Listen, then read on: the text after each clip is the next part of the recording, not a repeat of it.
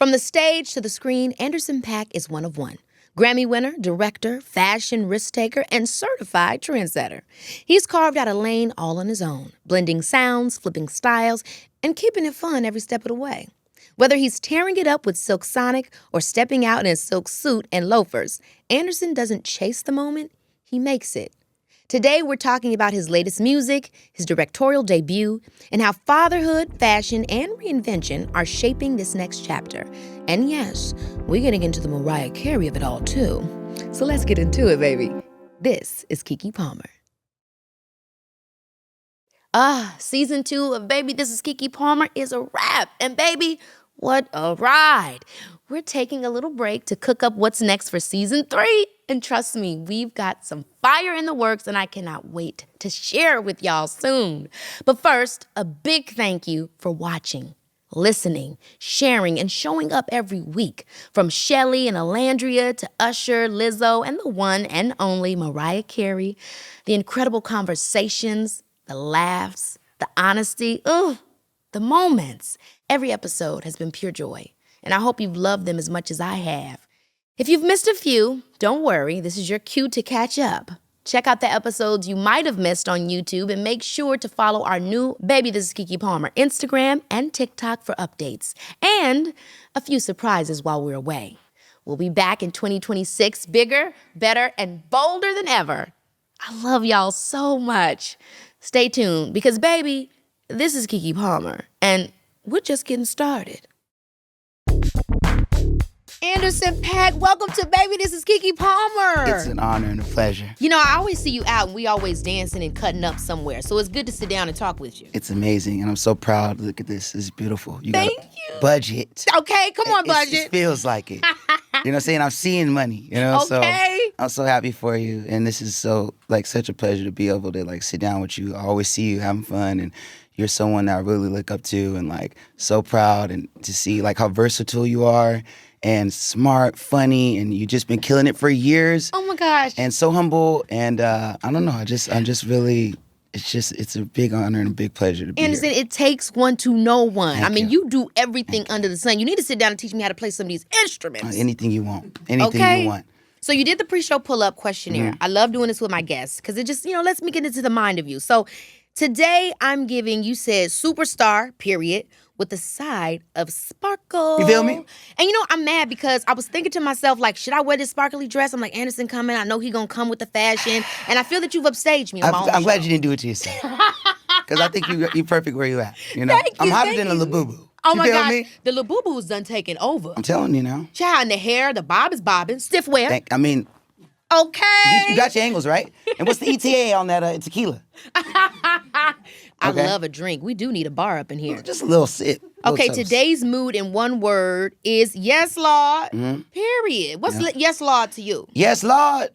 We in church. I grew up in church. And Me so too. I take the church with me, even, that I'm older now and, I go all over the world, but I'm still a church kid at heart. So that's where it comes from. And, it's just it's just the best expression for any situation. It's not on you, it's in you. Yes, right.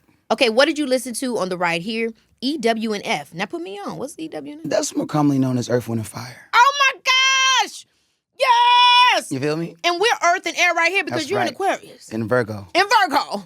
We just need a little fire. A little something right there. Yes! Okay, so what era of Earth, Wind, and Fire were you listening to? I was listening to the 70s stuff, so I think it was on the radio when I was pulling up, so I think it was Fantasy that was playing. Oh my gosh, perfect. such an incredible group. Yes. And I feel like we don't, obviously with Silk Sonic, y'all gave us a taste of what it feels like having something like that in this era, but I feel like it's so different. I don't know if it's because people don't do live instrumentation People don't anymore. have fun no more. They don't dress. They don't, where is this at? Perform. Yeah, perform. And you see how tight them outfits was and the crazy feathers and it's 30 people on stage all rocking and playing instruments. And I don't know, I miss that part in R&B music and in hip hop and in the whole genre. I think people having fun, people being rock stars and showing out and playing instruments and seeing black bands. Yes. I'd love to see that, more of that. Me too. We definitely thank you for being able to give us some of that. So I got to highlight that because you give us what we can from that.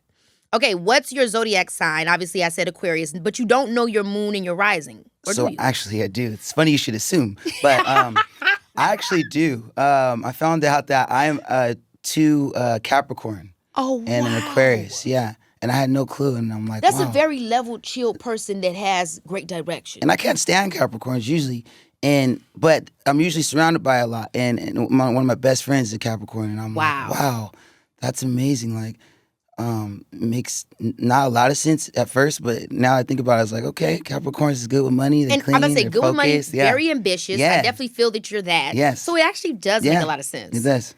Okay, what is the most unexpected thing on your talent rider? A framed photo of James Brown.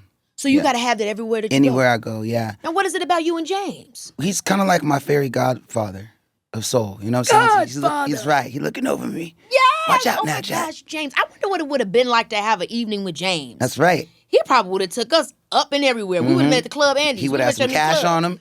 We would have got some whiskey somewhere. We would have been up to the morning just how and a I whole was. bunch of That's right. You know Come that. on now. Okay? Yes. Right? And that last screenshot on your phone, no deleting, show me. I feel like this might be some freak. I'm scared. Yeah, that's why it was a Bible scripture. Perfect. Yeah, let's go with that. It was a Bible scripture. Jesus wept. Y'all know. And then you gave me your autograph. That's the best. Come on. I'm keeping this forever and I'm selling it. You usually so, charge for that, so that's exactly. Yes. Well, how are you? How you doing? I know you were telling me you just opened up your club. Yeah. Andy's in West Hollywood. Yeah. Live music, good I was food. up. I didn't sleep, and I just came straight from the club to here. Oh my You know, gosh. I'm in the same suit. Changed my socks and drawers, and How good your skin has to be thank for you to be able to pop up? That's right. I've been doing the IVs. Oh my gosh, I those don't know what the IVs. hell is in them pouches. It could be Mountain Dew for all I know. But I trust But I'm it. paying $1,000 a pop. Man, me too. I trust it with my life, but every time after, I don't know if I really feel I different. want to take the pouch and test it and figure out what it is, because it could be turkey neck broth for all I know. Turkey neck broth. That's what it kind of looked like. Tasty. Yeah. Little Gwyneth Mix it with some Paltrow. dressing.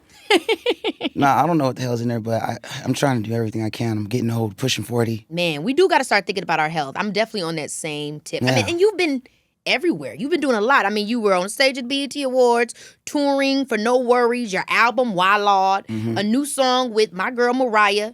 I mean, did you get a chance to do anything fun with your kids, or what was the most exciting part about all this? Man, the best thing to do with the kids after doing all that is just being able to sit down and watch movies with them, talk to them, bug them. You know, I take the friend. My son is 14 now, and my youngest one is 8. A teenager. Yeah, I got a teenager, and now he has friends, and I take him out. You know, we just go eat, go just chill, just do regular stuff. Take him shopping. You know, I like getting him fresh. He's just starting high school now. Oh my He's been homeschooled since he was 6, so he begged us to go to school finally, and now we don't got no one to watch his little brother. And we got no one to help us with the TVs and stuff, but he gotta go to school at some point, and I'm really excited for him. He's playing instruments now, and we just jam out. Oh my I try to we watch like music documentaries and stuff, and he's all into making beats, and I'm just like in awe. You know, my little one is killing it. He's singing all the time, and they're both just like. I'm in awe of both of them. I was like, literally going to came out ask of me. how you feel about them wanting to get into music, but it seems like they already are into it. I tried to force it for a long time. You know, Really? I tried to. You go and play drums. You go now. Getting choreo, I had him in everything. You know what I'm saying?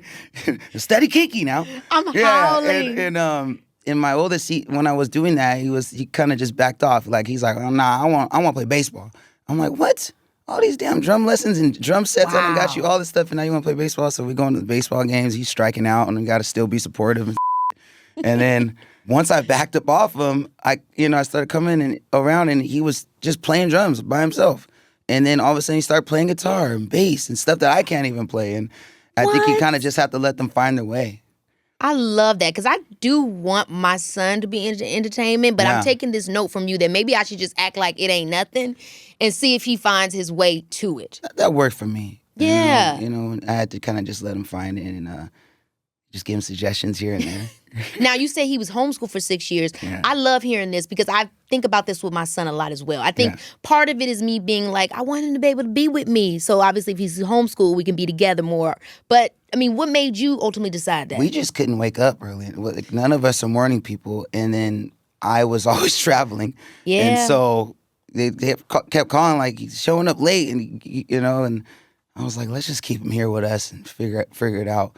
And also too, like exactly, like I don't trust nobody around my kids, and I'm very protective, and that's all I think about. Like, oh Yes. man, what's going on? And every day is something else in the news. So Ugh. I love that he was able to stay in the house with us for those years, and he could be around my sisters and their kids and cousins, and That's family is right. so important for us. And I have such a big family full of women, and they're always around in the house helping out. Everyone's helping with each other's kids, and he got that, like first, and then he has his church friends, so that's how Yes. I grew up too, with going to church, and I had the kids in church that I was cool with, and that was like our little community, and so he has the same thing, and now he can make his debut, his high school debut, and he could do his 4 years, and I he'll be love fresh, that. and Now, your 8-year-old, did he do homeschooling too? he's spoiled as hell. And Period. he was just born into money. So I don't know. I want the best, but I don't know. It's like Please. he just started like walking on his own because he's been carried around all over. Everyone just like, he's I so love cute. his His life. feet barely touch the ground. And he's like a model. He just looks, Oh my the kid is gosh. like a little doll. So he's a mama's boy. They're both mama's boys, and he has the most beautiful voice. But he's like very much into his own thing, independent. He does, if he's seeing his brother doing it, he wants to do something completely opposite. And so I like That's that just too. like my little sister. Yeah. Now, you're one of those creatives that people say, like literally, you're your favorite artist.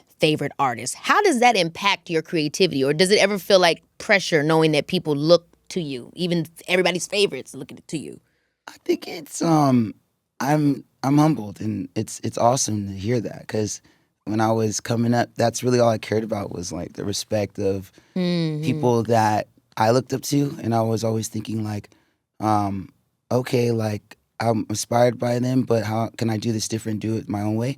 And individuals like Andre 3000 and Ugh. Lauryn Hill, and of course like Michael and Stevie and D'Angelo. The list goes on and on. But Yes, D'Angelo. these guys were people, Prince, people that honed in on their own thing, and I think it inspired lots of generations. So to be one of those people, or people to say that, it makes me feel like I'm getting old.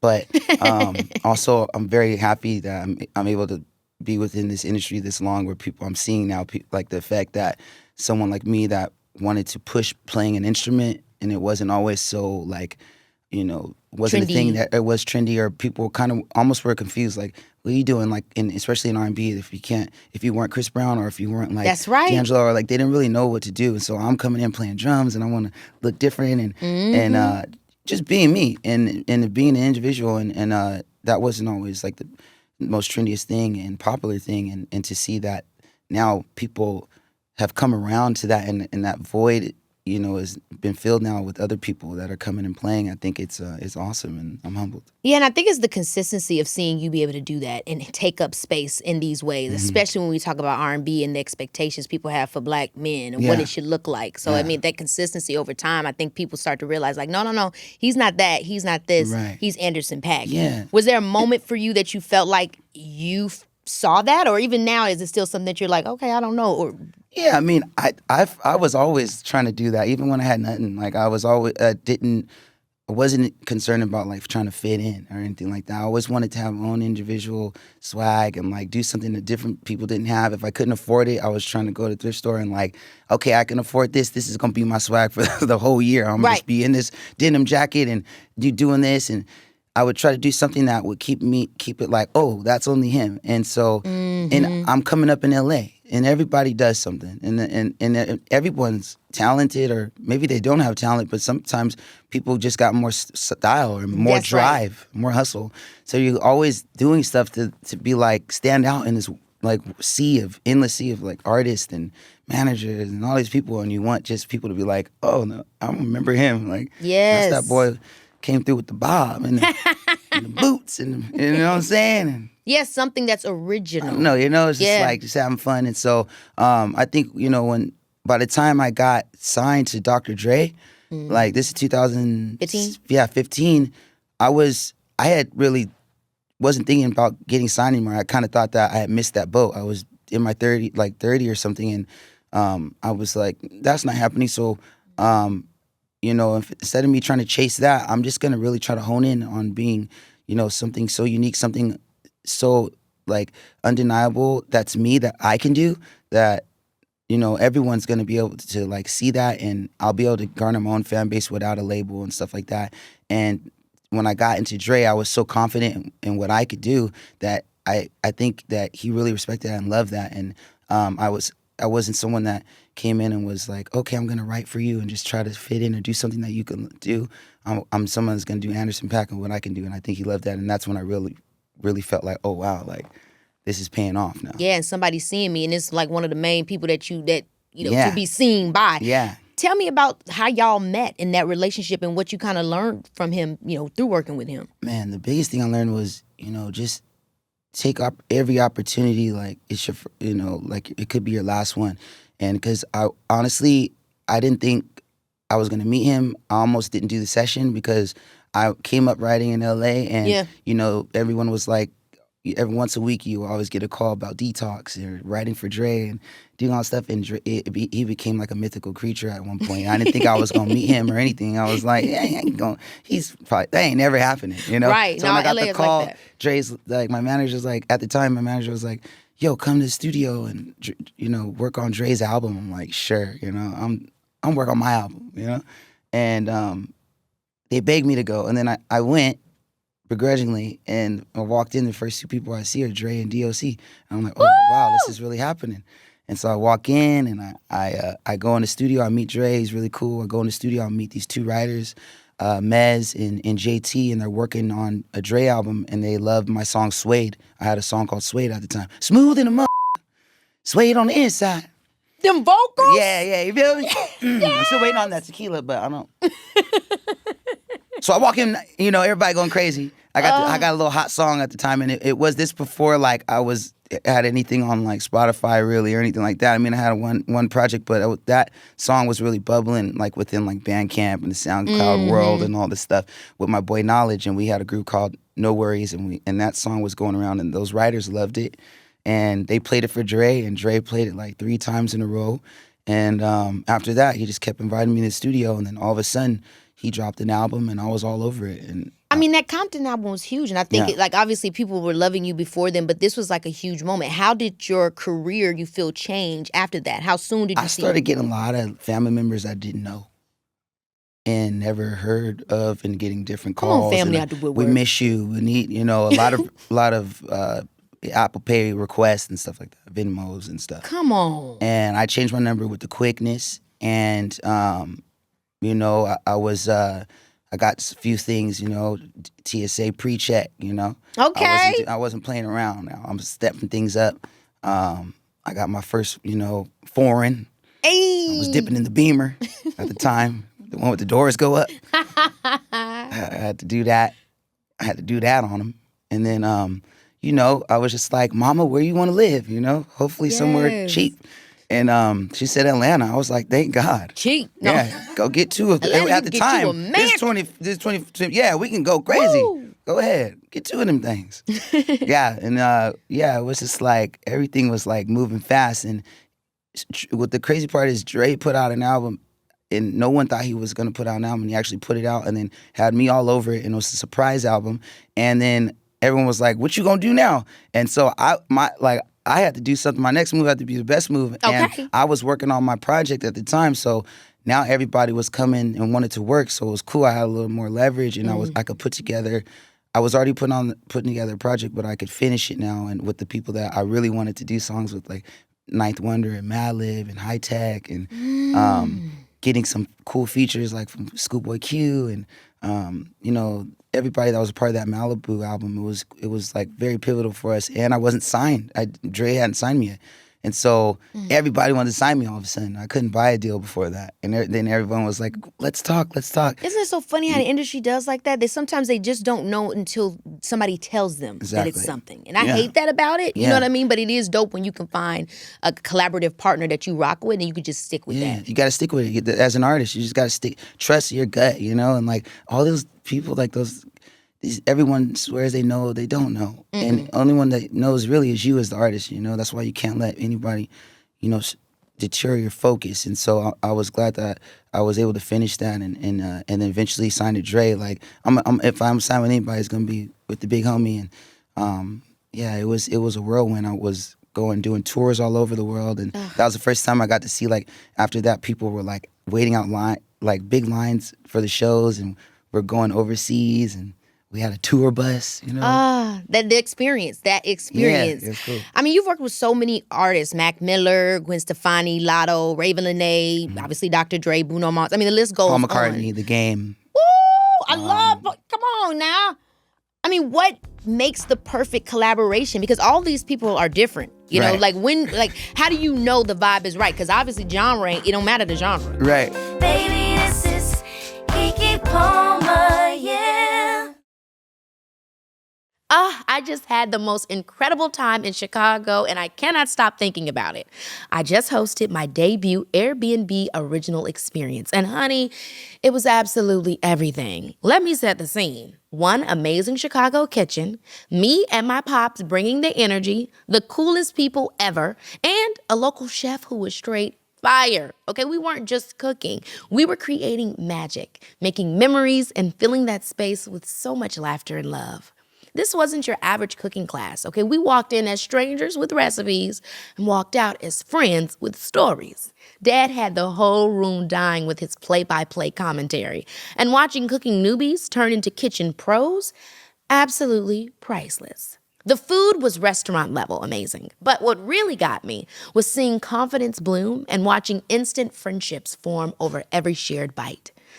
Some of life's best adventures happen in the most intimate setting, and you can find them through Airbnb experiences. I mean, I'm an artist, people kind of person, so I just try to keep the vibes of. I like to help, It's like, so if some people are really shy and they want me to take the lead, I'm down to do that. If some people are like, there's only room for one star, it's like, it's all good. Let me take this jacket off. We good. You want what you need. You know what I'm saying? Like, it's all good. So, I still know what's going on. It's like I'm a team player, so it's good, and not everybody knows what they want to do. So it's like, great. I got some ideas. Some people know exactly what they want, which is even better. It's like, tell me how I can help, So you just got to go in, and I think it's about having conversations, getting to know people. A lot of people want to do collabs. They want to send a track. They don't want to know. They don't never met. They don't have any connection. And it's very transactional and stuff. And sometimes if they have a big budget, transactional interactions are great, you know? Yeah. But sometimes it's like, let's talk, let's see each other, because I don't know, maybe this song could be really big and we're going to have to perform it sometime, or maybe we're going to have to be in the same room together, and it'd be cool if we have some kind of chemistry. It could help with the record. I don't know. What type of vibe do you put on when you in the session? Set some candles. Come on, candles. Yeah. Turn off the light. Yeah, exactly. Light some candles. Feathers and whatnot. Yes. Petals. So you're a mood setter. Yeah. I love that. I'm definitely gonna need to get in the studio with you. I'm ready. I need this vibe. Yeah. This sounds like the vibe. Yeah. I mean, of course, there's Mariah Carey and the record that you guys did, Type Dangerous, and then you got 3 more on the new album. Right. Did y'all know each other before? Like, how did you guys collab? How did that come up? I mean, of course, I've known and been a huge fan of her since forever. But we had never crossed paths. And the first time interaction we had, my team was like, Mariah wants to work with you, and she wants to get on a phone call with you. And I was like, oh shoot, all right, let me set some candles up in my own spot. You know what I'm saying? And I got fully dressed and said, okay, let's do this. One time in the Zoom, she's like, it's not a Zoom, just, it's going to be, all right, well, it's all right. FaceTime, So I just got on the phone and hello, the smoky tone. And I was like, yeah, what's going on? It's AP, what we doing? Yes! I'm going to tell you what we doing, actually. I've been studying you for a long time. I got some ideas. Wow. And she was like, my band is a big fan of yours, and I heard great things, and I can't wait to work. And I was like, I had a feeling that we were gonna hit it off. Like, she was gonna be fun. And I was like watching her video, interviews and videos. I was like, oh, she's like gonna be really such a good blast. sense of humor. Yeah, really good sense of humor. I had her on the show, and I was asking her, and I'm gonna ask you, because she said there was a lot of love with you two. I know I saw y'all at the gas station holding hands. that girl knows she loved me. Now what's T-Boo? She knows she loved me. Yes. And that's all we gotta really say about that. Yes! You know what I'm saying? I put the music first. I love that. We keep it in business. She knows she love me. But the love is there. It's all up and through there. Okay. She had nothing but nice things to say about you. Love Type Dangerous. Yeah, I love working with MC. It's the best. It's been awesome. And when you get to work and like hang out with people that you're working with, I think it's very important. And sometimes we just go on cruise and go to my club, hang out, play the record that we just made, see how it's working in the room.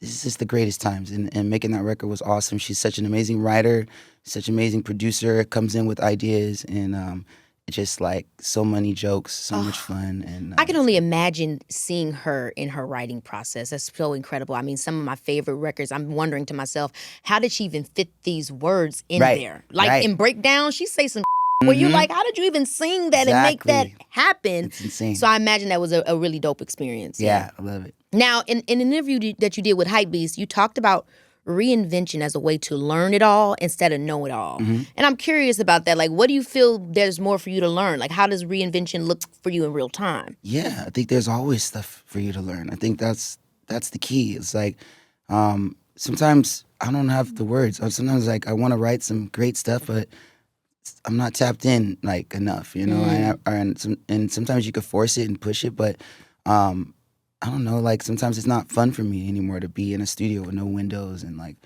try to pull a song from thin air. Sometimes I need to do something else. I need to learn. I need to experience something else. I need to start from the ground up on something. I want to learn and study something else and try to begin to master that and learn more about that. And it's all a journey for me. And I get inspired, from taking the journey. And then it's like, oh, now I could take this and bring it here.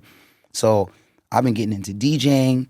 I started DJing when I was doing Silk Sonic, and we started DJing. I started DJing my after parties, and me and Bruno are super competitive, and and I think it helped for the music, and when we got on that stage, sometimes I get some flare pants, then I go on, next day I see he got the flare pants, but they're bedazzled. I'm like, all right. I get some leather snakeskin boots, then I see he got the custom snakeskin boots with the custom heel on it, giving people the illusion that we might be the same height or even he's taller. It's get crazy. So I had to do everything short of putting on a damn bob wig just so I can survive in this world, So I start DJing, and that's how it is. You gotta survive. But I start DJing just for fun, just so I can have something to do, keep my mind preoccupied and, learn a different craft. And I started loving it because you see how records affect people. You see timeless records do.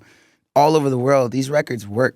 And you see the connection they have, like talking about love, real instruments, like uplifting people so they feel good when they're dancing and they're not thinking about the lyrics. Like, wait, is this And that actually? is so real with the dancing, man. Like I don't know if we were lied to when we were kids, but like I remember watching TV and being like, I can't wait to go to club and dance. I can't wait to go to learning all these moves. Yeah, exactly. And I feel like we there are spots that have it. Like I said, I definitely want to check out Andy's because I'm sure they're dancing up in your spot. Yeah. But like music that allows us to dance, not just play cool and sit up on the wall. You know what I'm saying? That really makes us feel something. Yeah, yeah. And so I think that's what it is, like learning about all these things. And I think it allows you to reinvent yourself. And in this industry, I think that's a big part of it. And the people that I came up with, watching and admiring, they all did that. They all changed it up, different cycles.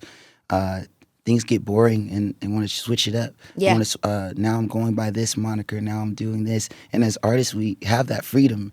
That's the whole beauty of being artists and tapping into that and getting deep into that. And the fans and the people that maybe feel like they can't do that or they fear doing that, they're looking at us to do that and inspire them. So when you're working with other artists, do you look at the landscape of music at the time? Is that something that comes into your mind? I try not to. I don't care what they're doing. I mean, people want to be, you got to see so-and-so. And I'm like, no, I don't. Like, I don't want to, especially people like in my peers. Yeah. Like, I don't really want to know what they're doing, Yeah. More power to them, but I gotta, you gotta tap in and shit, Yeah. I know just because I'm curious, it's like when the tides change, does it matter? Because if you're a trendsetter, then it shouldn't matter. You should just set the trend. But then also it's like, the charts and like, are those things that you care about if an artist cares about it that you're working with? Yeah, I think you gotta be truthful with yourself as an artist. And I think that every time you go out, if you are an artist that is making a living off of this, you're also an entrepreneur, you're a business person, right? Period. So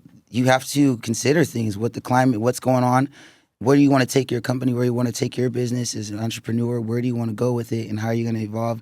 And I don't know, you think you would, as a business, you want to grow and more. That's right. Getting more people to know you should be part of it. I don't know. Some people want to keep it boutique. Yeah. But there's things that go into keeping it boutique too, right? Keeping it consistent, where you getting your stuff from, and there's things, So I think that you're aware of all these things, and I don't know. I've had a number one before, and then I've had songs that are like cult classic backpacker stuff that only certain people know, and I love both feelings. There's nothing like being able to go into all these rooms, and having that respect and having these records that you can play in all these rooms. There's nothing like having a number one record. You know what I'm saying? And like people will be like, I don't care about that and this and that until you get one, and then you out and God knows where, and I'm a leader, and they know that. You know what I'm saying? It's like, whoa, you can always play that, have that in your pocket. Do you think there's a science to that kind of thing? Because I always think about the fact that, like, okay, Hit Me Baby One More Time, that's a hit, but would it have been a hit on Brandy? You know what I mean? Right. Have you ever, that was a hit on Brandy, but would there have been a hit on Pink? Right.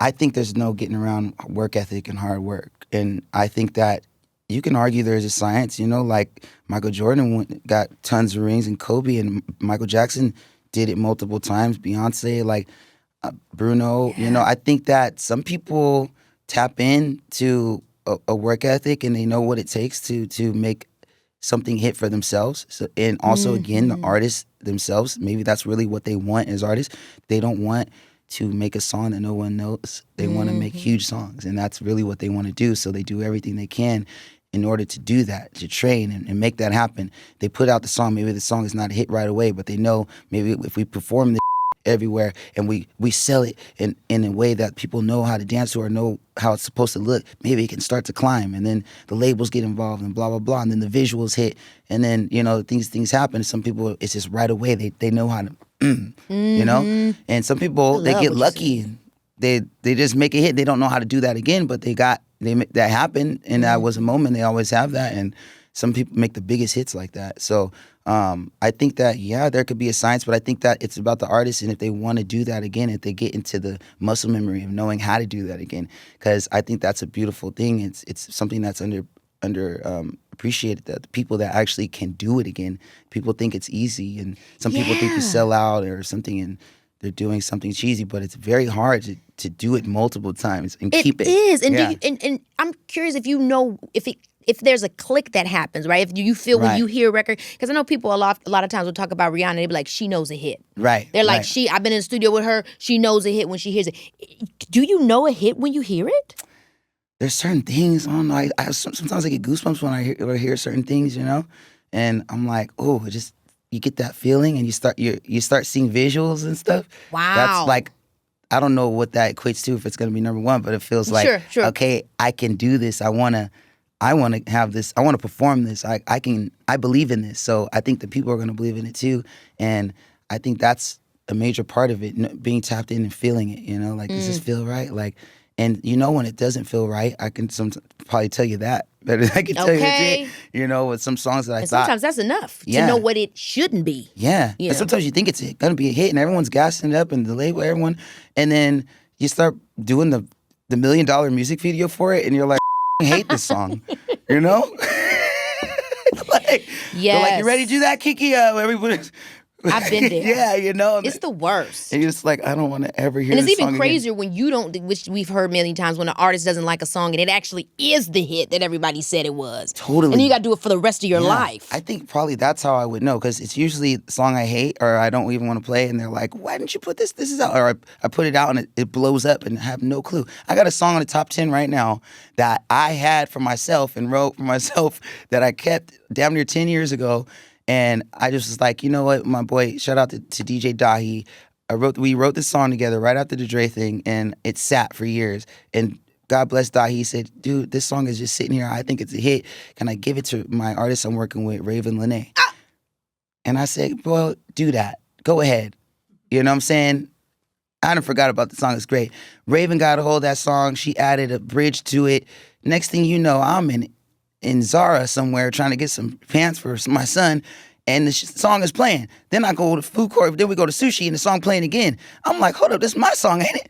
And they're like, it was your song, and gave it to her, and now it's a hit. And I'm like, that's our song. And I always knew you was going to be something, Raven. And that's the Like Me. Always believed in you. Yes. Yes, Like Me. You love yes, me now. exactly. And we'll be working again very soon. Ain't that and right? I love her. And honestly, you guys are a match because she's so similar to you where it's like truthful to the music, truthful to the sound. Like, I love her. We just had her on the show. She's dope. Yeah, amazing. And that's what just goes to I don't be knowing, and I just try to go in there and write and make the best song. But sometimes somebody else can take it and make it a hit, and that's a perfect example. And I love to see it, like, you know, her doing her thing and then performing it all over the place, and now it's going up on the charts, like.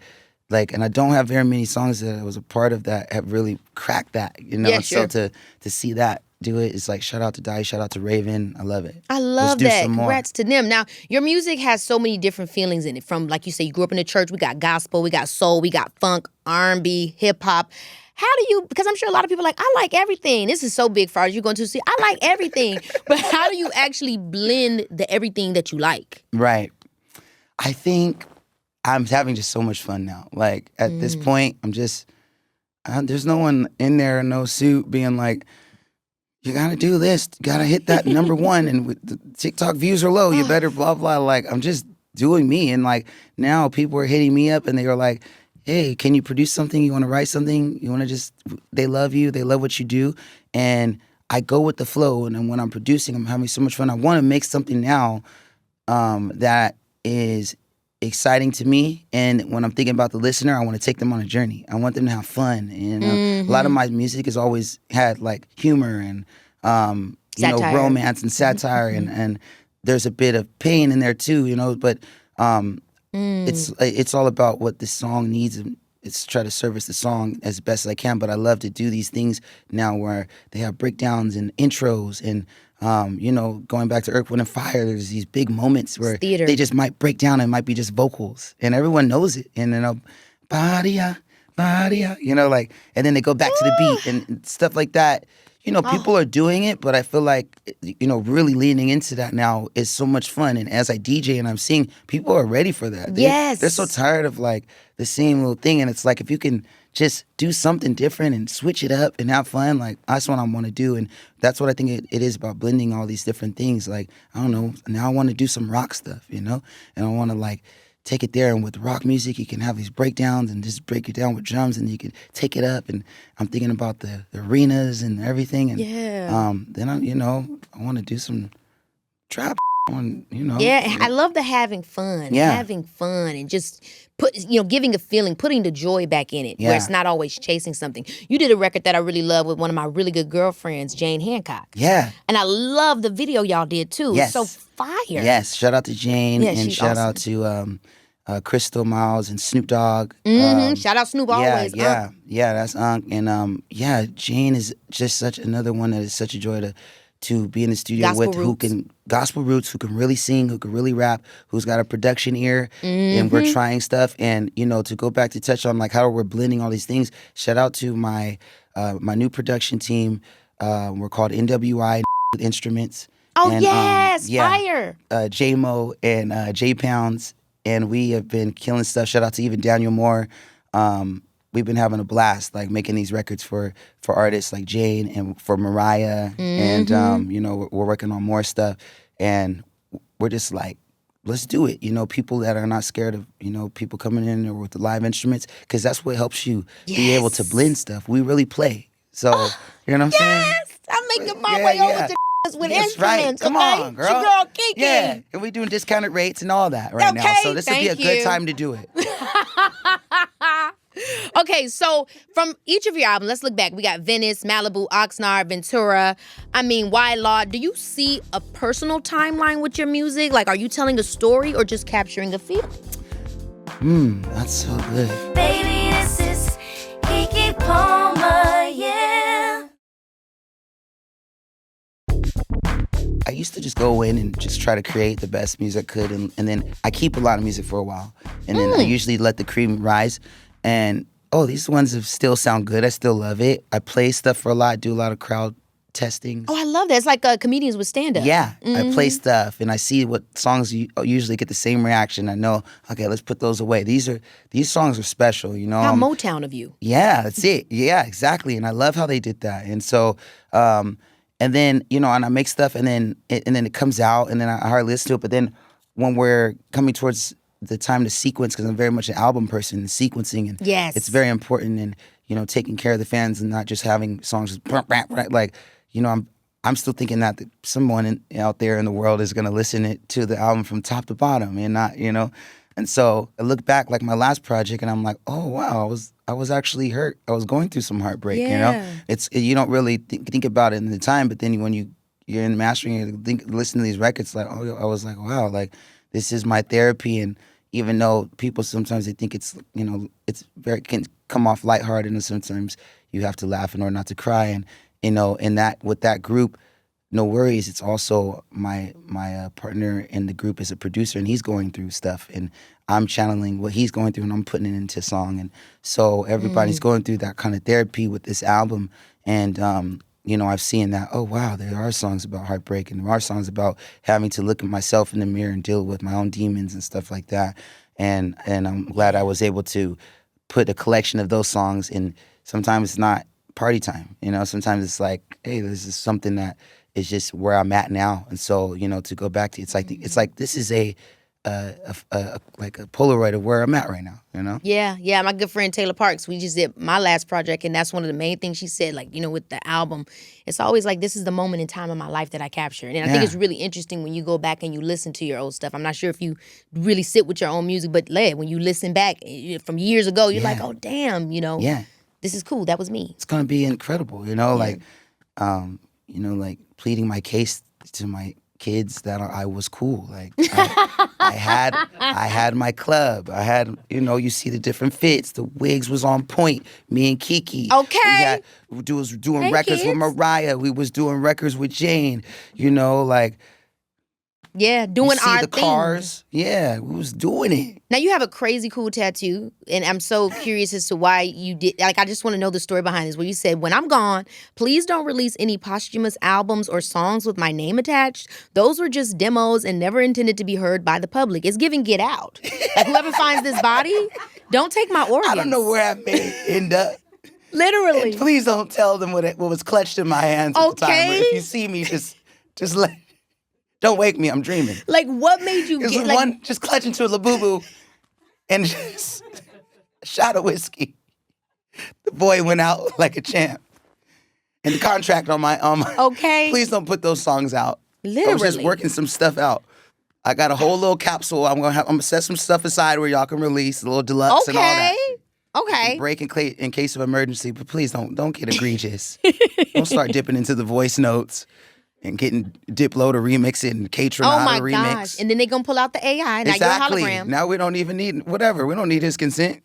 The AI is doing it better. Oh my gosh. We're now in a time where that's actually not impossible. Like, what do you think about, like, legacy and, like, what where your music goes, where your stuff goes? I think the people that, the thing that is like, it's so cheesy. Like, come on. Like, people that are going to do really, like, invest and think that they can put everything into AI and think that that's really gonna like be food for people. There's people that are gonna do that, and they think that is really gonna be the wave, and they're gonna see that it's gonna eat themselves alive. Like, I just think that that's a natural process, that there's always gonna be people that want that processed food and all that stuff, but it's not good for you. And I don't care when it happens, it's gonna happen. It's gonna happen where you're not going to have any foundation, and people are going to want more. And if there is a wave for people that are going towards AI, there has to be a wave for people that just want to see. Human connection and people wanting to see real people, that can never go. That's like so priceless. Yes. That's why it's when you see a baby being born or there's a birth that happens, there's something real that goes down. You're always going to be hungry for it. So the other stuff can exist. Yeah. But And it's about the artist. How are you going, if you want to use AI, how are you going to show AI what to do and to take it and do something different with? You know what I'm saying? Yes. They were calling electric guitars and electric pianos AI at one point. That's You know what I'm right. saying? Like, people were all Computers. up in arms. You don't plug that in. What the hell are you doing? That's the devil.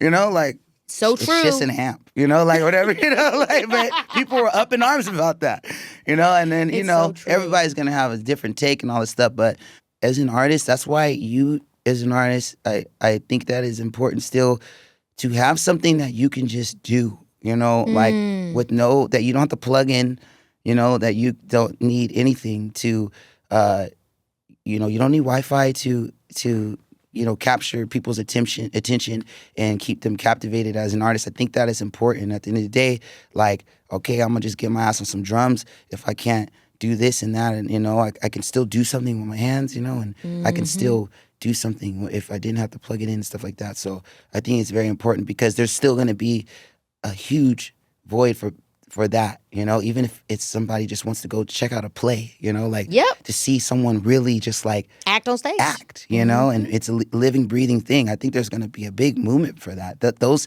kind of things are going to be very, very valuable. Yes. And as artists, we should really keep it that way, and we should demand that, okay, this is high art now. If you want to go and get that AI that you can get, which is going to be everywhere, there's no getting around it. We're going to make this here, but like I the love caviar. What you're saying, because it's very empowering perspective, because it's true. Like the more of that you have, the more you really appreciate what we didn't appreciate before. Yes, but artists have to show that we appreciate it. We can't just. I love the DSPs. I love all that stuff is great. Getting on a playlist is all that is great. But if we're getting pennies, like, we're doing it to ourselves, and we're just we're gonna dump all of our music on the DSPs, and that's just what we're gonna do all the time. And then we're gonna try to go tour, and then we're gonna have to put on touring is so damn expensive. You know what I'm saying? So expensive, and we ain't getting paid for where's the money coming from? So it's like, oh, we need to create the value in ourselves. We're the ones saying like, hey, we'll play for scraps. Yeah. Just like, give us a billboard. You're like, come on. And do you think it's like you said something so dope at the top, which I think about it in my career as a multi-hyphenate in general. It's like, it's about your brand, who you are, what you're offering. Like, how can artists really empower themselves? Like, when you're thinking about the music industry right now, like, where's the other source of income coming from? Yeah. You're not making money off records like that. Yeah. And I think that it's all about what kind of artist you are and if you're built like that. You know what I'm saying? Like, that's why I fools with you tough. Yes. You was like, I'm not going to sit here and just like wait for this. I do my music, I do my acting, I'm doing this, I'm going to do whatever I want to do. And because it's about me. You know what I'm saying? And I'm the ecosystem. Exactly. Ain't worried about no AI. They can't. You need to come to me. Yeah. Exactly. For the baby of this is the Keke Palmer. Exactly. You know what I mean? It's true, here. though. I really feel the same way that you do, where it's like, at the end of the day, people can do that, but it's like, I'm doing this. And as long as I remember that and don't get bogged down into what it means to be this or what it means to be that, but continue to stretch, then I'll be able to continue to collect and continue to invest in what matters to me. Amen. You have a foundation, Brandon Anderson Foundation, Paak House. Yeah.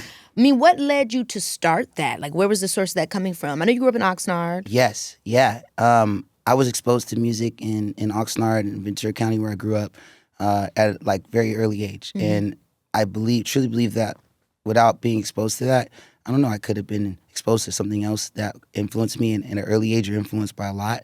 So those are very pivotal times, and I could have put that energy towards negative things. And I was seeing all kinds of people do drugs and get into gangs, and they didn't have an outlet, and they weren't exposed to church music and great instruments. And I was traveling, and I had a sense of purpose, and I felt like, oh, this is a passion now. I wanted to just play drums, and I wanted to learn how to play drums, and I wanted to get better. And then that exposed me to more music. I was listening to gospel, and then I meet other musicians that would hit me to different soul, and then I got in, when I got into hip hop and listening to different, Tupac and all this stuff, I was taking those influences and matching it with my hip hop influences, and that created an Anderson Paak, and I think that it all starts with exposing people young, and so that's what I wanted to do with my foundation. I wanted to do things annually where we put on concerts in the park, and we started just in like MacArthur Park, really small, and we just were like giving out backpacks and giving haircuts. I would hit people that I knew, anybody I could. Hey, Raphael Sadiq, you want to come play some songs in the park for the families?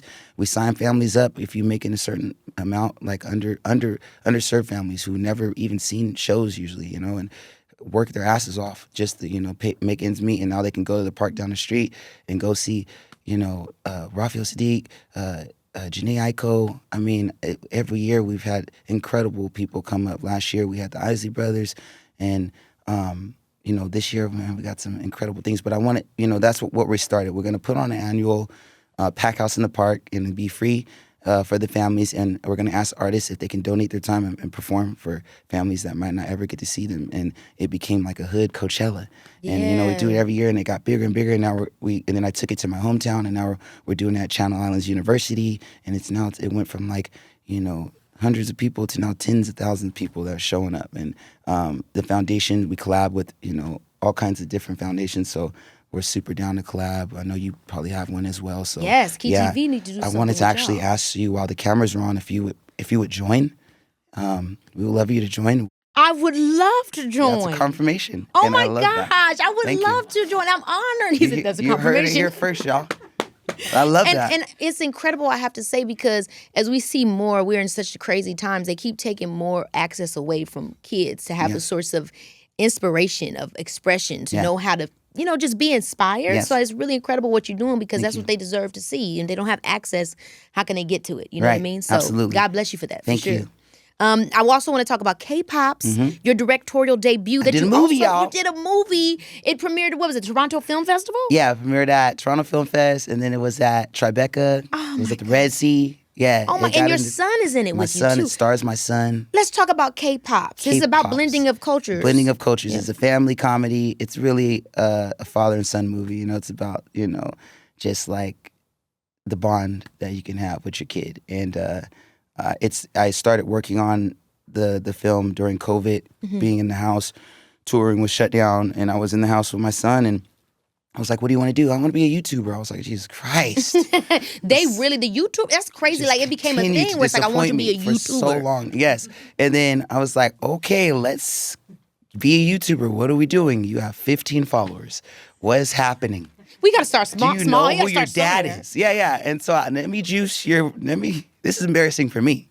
You know what I'm saying? So this is a bad look for all of us. We're going to start, let's get your page going. And we started doing some skits and stuff. And then that's when I realized, oh my God, he's so funny. He's talented. He's a natural.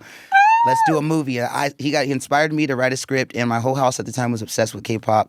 And so I was like, okay, you know about BTS, but what you know about BET?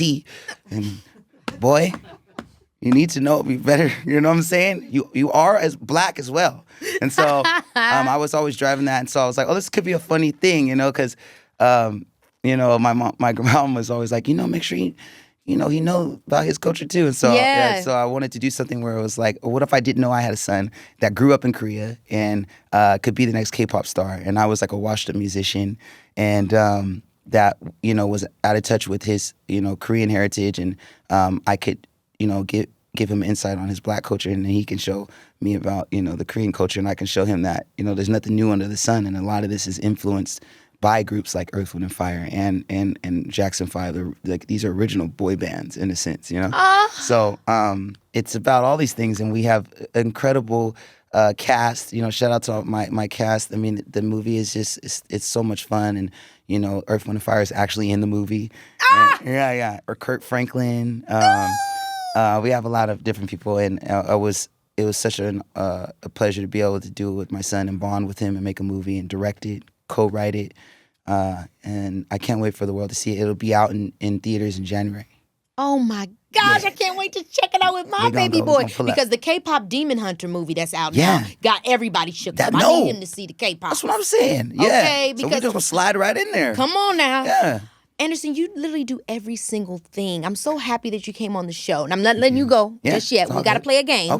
Okay, in this game, we're throwing it back. Okay, I'm talking bling, bling, bucket hats, bars, okay? Oh, hip-hop. And hip-hop. We're going down and getting into a little bit of a hip-hop IQ game called Quotables. It might be award show moments. It might be a fill in the blank. It might be interviews. But whatever it is, we got to guess who said it and where it's from. And yes, if you miss a bar, the culture will absolutely judge you. My goodness. Are you ready? Let's do it. Okay, I'll go first. Fill in the blank. It was all a blank. I used to read blank. Dream. Word Up magazine. Woo! Okay. I was doing a little something easy. I like that. We'll see how he goes the rest of the game. We're going to get right to it. Trivia awards. Okay. All right? Which rapper from Chicago is one of the only hip-hop artists to win a Grammy, Oscar, and an NAACP Image Award? Common? Wow. Is it right? That's correct. Yes! Come on, Rashid. Okay. Dang. All right. Now this is an award show moment. Okay. At the 1995 Source Awards, who said, y'all ain't got no love for the West Coast? That would be Snoop Doggy Dogg. Yes! Bow, wow, wow. Okay. All right. Trivia, Southern rap. Oh, What city is credited as the birthplace of trap music? Atlanta. Mm. Right? That's correct. Exactly. Final answers is what we're Your about to start getting into. expression scared the out of me. Okay. Fill in the blank. I'm not a businessman. I'm a blank man. I'm not a businessman. I'm a businessman. Yes! That would be Jay-Z. Yeah. That is correct. It was Jay-Z. Yeah. All right. It's time to stop playing nice. Whoa. Trivia, West Coast. Which legendary rapper said, "You better check yourself before you wreck yourself"? Say it again. Who's said it? I think we all heard, but we'll do that. Check yourself before you wreck You better yourself. check yourself before you wreck yourself. Ice West Cube? Coast artist. Final answer? Yes. Think about your career. Think about the culture. Final answer? It's Ice Cube. It's Ice Cube. Oh, Good job. oh my gosh. Nothing to worry about. Get up, Craig. Get up, Craig. You Uncle Willie's son. You Uncle Willie's son. Oh my gosh, you're stressing me out. Okay. Here we go. Yeah, this is starting to spike up. Yeah. I'm Let's get the so scared. I'm about to stop playing nice too. Turn the AC up. Okay, here we go. Fill in the blank. Real G's move in silence like, Lasagna. damn. Okay, who said that? I'm really him. Lil Wayne. Yes! Let's go. Lyric trivia. Okay. All right. Which female rapper from Chicago was the first solo female rapper to go platinum? Tick tock, tick tock. The first female rapper from Chicago. From 30 seconds Chicago. on the clock. I know it ain't. Okay. I'm scared. But I'm trying to think about female rappers This is for from the culture. Chicago. This is also female. Your sister in music. You should know. Is it old? Is it older? Is old school? New school? I gotta ask the judges if we're allowed to give hints, but I believe she came out in the 90s. Yeah. The Brat? Final answer? Yeah. Yes. Why am I acting like my life on the line? Miss Funkified. I'm acting It like I'm really in is. Squid Games. It really is. Like, And I would hate to turn off the comments and stuff. So this real oh my right now. gosh! Yeah. You know how I got there? I was like Lisa Ray's sister. Right. Lisa Ray from Chicago. Right. You The start to Brat. put the It's got to tree- be. Woo! That's Miss Funkified scary. herself. Let's go. Okay, here we go. Now you got to know this. Oh God. This is the award show moment. The South got blank, blank. The blank. South got something to say. Oh my God! Andre 3K. South got something to say. 3 stacks. That's right. Yes. Damn, you're good. ATL. Ho. Okay. Fill in the blank. I was on the plane with blank. You could call me blank. I go to blank. I know I'm not doing the rhythm right, but ooh, that's tough. And that was the first question, and I didn't want to do it to you like that. But Okay. Lord, be Lord. offense. So what is it? Say it again. I was on the plane with blank. You I could was on call a me plane. I blank. was on a plane I go to with- blank. I was on a plane. I was on the plane with blank. You can call me blank. I go to blank. I was on a plane with, man, you can run the plane, tell man. Yeah. I was on the plane with, Yeah. Right. Give us some hits. The first one, I don't know, like he may be his name might be the same as It's Nikki, right? Yes. Yes. I was on the plane with Lil Wayne. I was on the plane with Dil Wayne. Rhyme too That's much. 2 wrong answers. I was but- on the dang doing the bang. I know it. Look. Okay. All right. You know what? Let's give it to her. That's amazing. Thank you. Damn. See? Cleared. I Love was you, on the Nikki. plane with Sorry, Dwayne, Nikki. Whitley. and I was Lil on the Wayne. plane with the Wayne. Yeah. Yeah. Nicki Minaj, itty bitty. Itty bitty piggy. Okay. Trivia. What was the name of the first major award show created specifically to honor hip-hop artists? TikTok. Ooh. Dang, this is tough because I know it, but I'm going to say the Source Awards. Is that your final answer? Yes. Correct. Yes! Did you hear they canceled the BET Hip-Hop Awards and So Train? Yeah. Somebody told me they knew it was going to be over when they hosted it in my backyard. That's insane. The budget cuts is insane. And I thought to myself, they was trying to make that creative, but that was a budget cut. Because why is it in my backyard? Okay. Anyway, I think that was, is it my last? I think I won.